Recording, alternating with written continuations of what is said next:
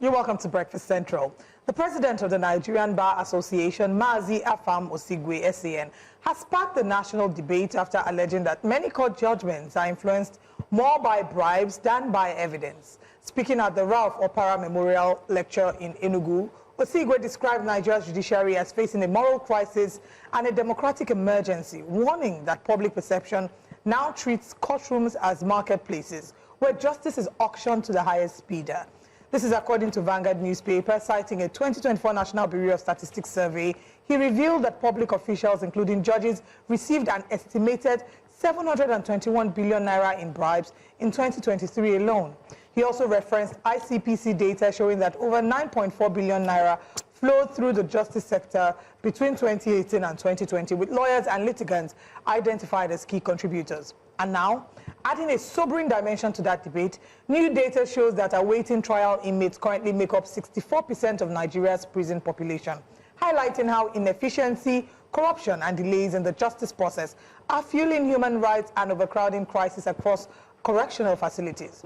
The Nigerian Correctional Service, NCOS, confirmed that out of over 80,000 inmates nationwide, more than 51,000 are awaiting trial, some for years, even decades, with limited access to legal representation or fair hearings.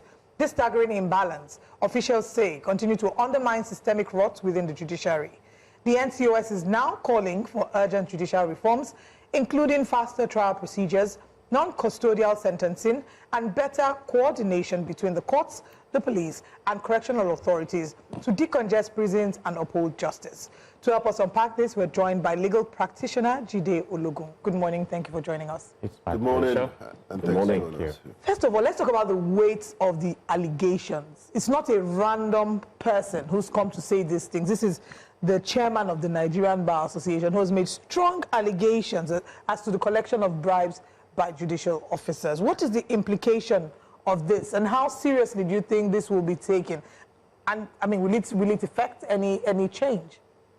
Thank you very much. You know, it's a huge one coming from the president of the Nigerian Bar Association, who should be seen to be defending the association. And it shows us that glaringly there is corruption in the land, not just in judiciary. I recall that in year 2022, when the former Chief Justice of Nigeria, Muhammad Tanko, was in office, 14 justices of the Supreme Court even protested, you know, complaining of poor welfare, not being equipped to render the services there, denied training, and different kinds of allegations against the Chief Justice of Nigeria. So if at that level we had such, then you can imagine what goes on at the lower level. At the end of the day, he had to step out of office. He was never prosecuted in respect of all those allegations. So here we are now. And when her Lordship, Honorable Justice Kekereko, came into office, she promised to also attend to these allegations of corruption. But you see, there is an adage in Yoruba land that you can tame the Iroko tree when it is young, but when it grows up, you must make sacrifice. And there's an Iroko tree on Amore Street in Ikeja that I saw recently. In front of St. Louis Church. Yes, in the middle of the road. And even when that road was being constructed, nobody dared to touch that tree. You see, and that is where we are right now. Corruption has almost become a culture in Nigeria. And if you look at Section 15, subsection 5 of the Nigerian Constitution 1999 as amended, it states clearly that the state shall abolish corrupt practices and abuse of office. And in 1924, in the case of Rex and Success Justice, Lord Chief Justice Heward said that justice must not only be done, but clearly seen to have been done. And what is justice? Doing the right thing. It's been a common expression that the judiciary is the last hope of the common man. I think right now it may be turning to the judiciary is the first hope of the big man. Because if you profile these allegations, it takes the influential within the system, talking about the bar now, to go and be bribing, as has been alleged.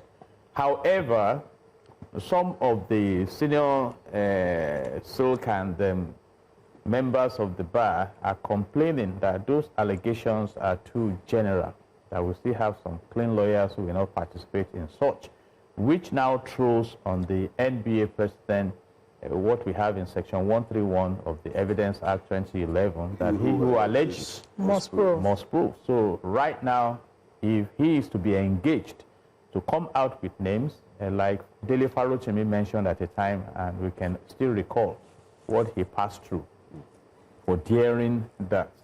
But on the scale of public relations, is there corruption in the land? Yes, there is corruption in the land.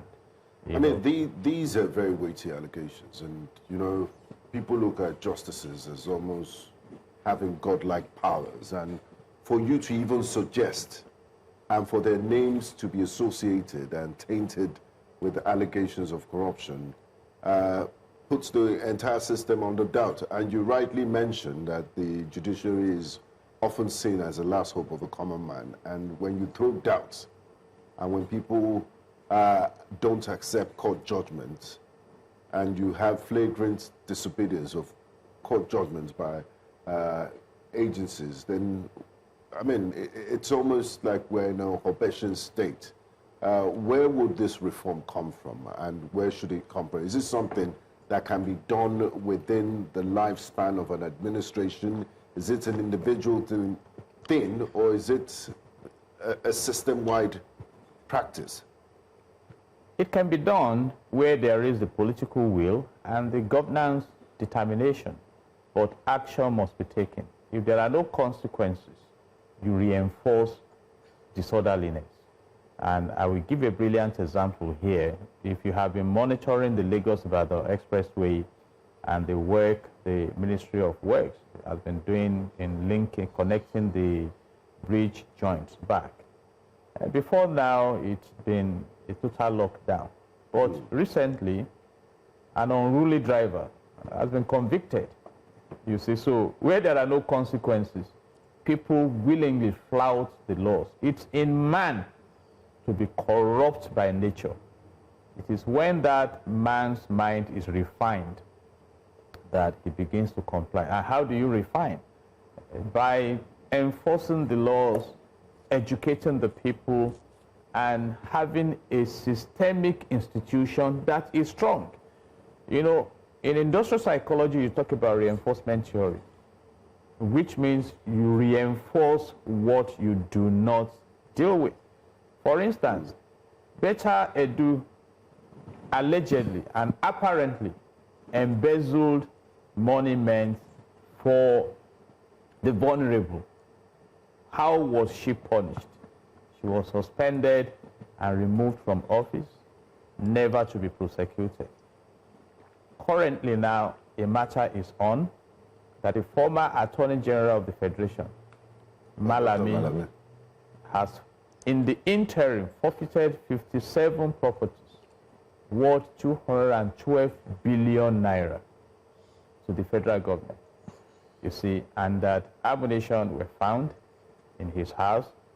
Even I, as a chief superintendent of police, I do not have a personal rifle, talk less of having boxes of ammunition. You see, and now the big question now is that within the confines of our economy, for how long has he practiced as a lawyer?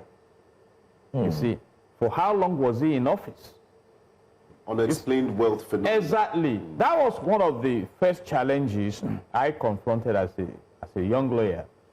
You know, I left the Nigerian Law School in 1989, and that was when some lawyers were reigning in Lagos, and my colleagues would go, "Oh, Jide, have you seen this person's office on Western Avenue?" And I would ask them two questions. That, do you know what he does?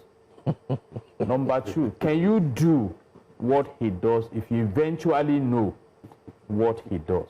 Those were my two questions, and I can let you know two of them landed in trouble. I think one should be a pastor that, having gone through the prisons experience. The other one had to flee from Nigeria at a time because he killed somebody because of a transaction. So the system must clean up the lifestyles of people. And unfortunately, we're a country where success is measured by wealth. You see, so that is why you find people manipulating, messing things up. What happened to Nigeria here under Hadi Sirika? It was a very repulsive national embarrassment. And then so. But what happened? It's in court now. That prosecution may go on and on and on and on and on. You see, I mean, I even heard or read that he said that some prophets were sent to prison. So we've even come to the point where some Nigerians are not just afraid. They're emboldened Of what happens. And I've also asked, who are the oil thieves in this country? Are they greater than government?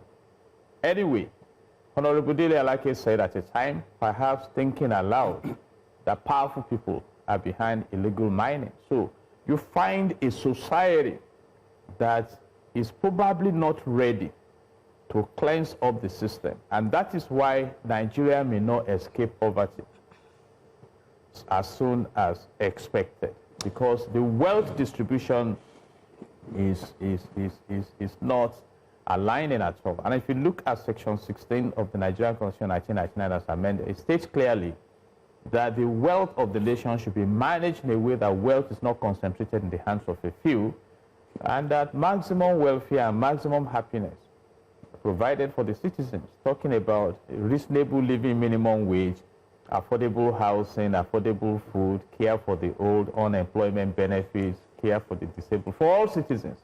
And if you look at Section 17, subsection 3, it talks about providing, health for all citizens. Section 18 talks about education for all citizens. So these provisions are there. But then, what do you see? Implementation. I want to ask. We have a case where the lawyers, just recently, some members of the noble profession paid a visit to the FCT minister, and it was on record, and they had greeted him. It was alleged that they were asking for, to ensure that they can get their properties too and their buildings. That's one. Just a few months ago, immediately that meeting ended, rather, a few days ago, we saw the minister inspecting this building and spaces meant for the judiciary, and he was looking at them, the completion process. Beautiful houses. A few months back, I'm sure you are aware, the minister had purchased land and started building properties. And of course, the Chief Justice was equally invited for some events. And fellow lawyers of the noble profession said it shouldn't be done. You're not supposed to be seen hobnobbing with politicians and so on. How worse is it now compared to the time you mentioned when lawyers were complaining that they're not well paid? Because last I recall, not few years ago, this administration reviewed their salaries. In short, some were even giving cars. So what's really going on? How worse is it? And why is it important to have, like A.V. Dicey said, the principle of separation of powers? Some have even suggested the FCT minister doubles as the minister of judges' welfare. You see, it's a systemic issue. I read of a case in the United States of America where the friend of a government official offered to help him fix something in his home. And for accepting it, he lost his office. Maybe you read about a case in the US of a Nigerian who was in the NNPC as a GM, and he was involved in manipulating some contracts for an oil company I do not want to mention. Yeah. And he got well paid into his account for legal services rendered. But the US investigated. He's been convicted already over there. And we have many cases. You saw the case of Ekweremadu in the UK. Yeah. I mean, you must have read about the case of former governor of Delta State, Ibori, 13 years for specific crime. So that is Nigeria for us. So, and that's why I said, you see, poverty has been weaponized. Who is poor? A retired general when he was alive and his friend, an ambassador, the two of them are late now, invited me to a breakfast meeting, but we were fasting in the church. So I sat there but declined to join in the breakfast. And they were discussing this issue of corruption. Oh, why are people corrupt? Because of their future and everything. And at a point, I had to ask for permission to speak. And I was allowed. And I said, but sirs, do you realize that, it is not he who has little that is poor, or he who is never satisfied. They were shocked. And I think that is the case of Nigeria.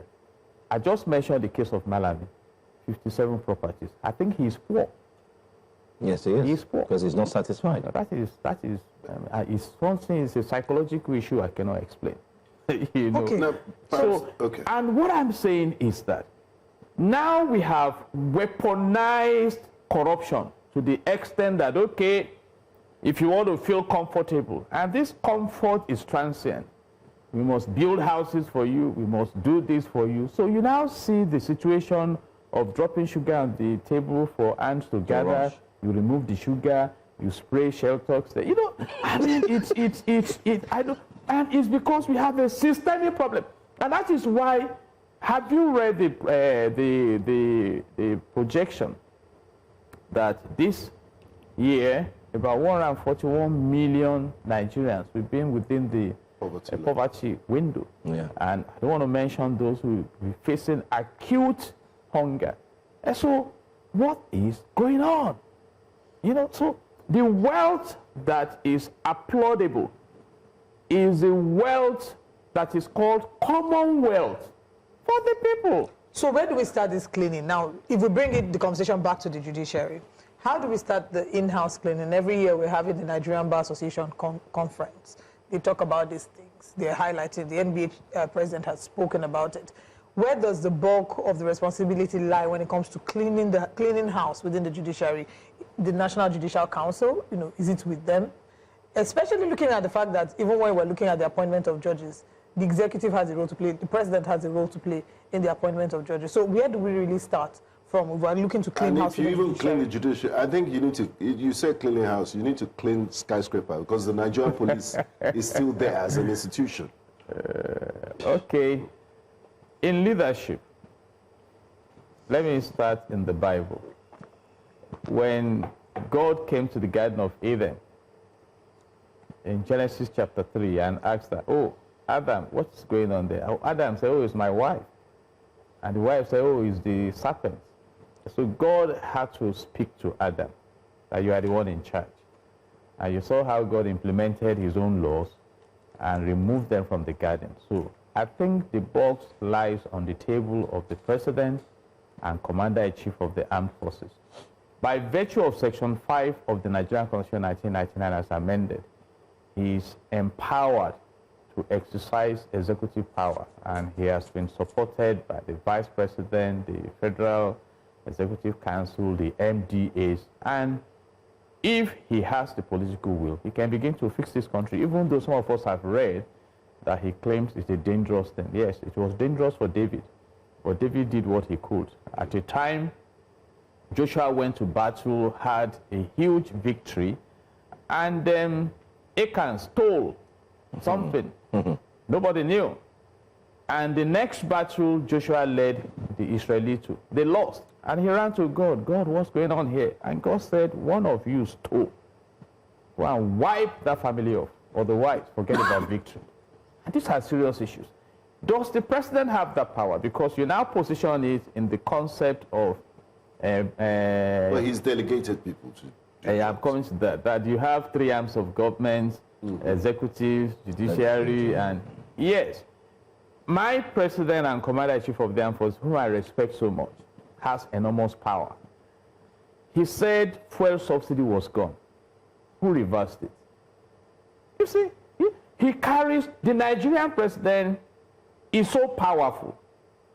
But then, we all should know that it's a tough thing to fight corruption in this land. When the former president, Goodluck Ebele Jonathan, was in office, he said, corruption is fighting back. Exactly. You fight corruption, it will eat you. And I can feel it. Because quite a number of those you see around leaders are just clapping for them into error for what they can benefit. We have seen. We've seen even lists of ambassadors, different kinds of names. Look at when some got state pardons. They just go and give the president, this is what. But he also should be alert. My prayer for the president is that in line with the reforms he's embarking on stabilizing the economy, that he will do so well that history will document his legacy on the golden sheet of history. I said the same thing when former President Muhammadu Buhari was in office, and I said at a time that, Mr. President, you cannot arrest historians. You don't even know where some of them are. You know, some of them are not even Nigerians. They look at your headlines, they document what is going on. Yeah. That things you are doing will be documented. So even when Femi Adesina started writing a book to launder, it was too late, you see. So that is where we are. Now this president has the opportunity. He controls the MDAs and the institutions in the country. So it's up to him how he wants to move. Well, I mean, we there's so definitely much. have a part 2 of this conversation. Yeah, we need to. We need to talk about the prison congestion and how, you know, a number of people who are there awaiting trial. It's embarrassing to see the numbers. A poor reflection of where we are as a nation. Thank you so much for joining us this morning. It's always a pleasure to have you. Barrister, CSP, My learned senior. Pastor. Always a pleasure. God bless Nigeria. A legal evangelist. You know, and let me live with this to our leaders. The Bible says when the righteous are in authority, the people rejoice. I don't want to quote the other aspect. So please, at least, please God with the privileges you enjoy. You are custodians of people's sovereignty. And I pray that God will show our country mercy. Well, we pray for mercy. Those of us doing Hallelujah Challenge, our team this month is mercy.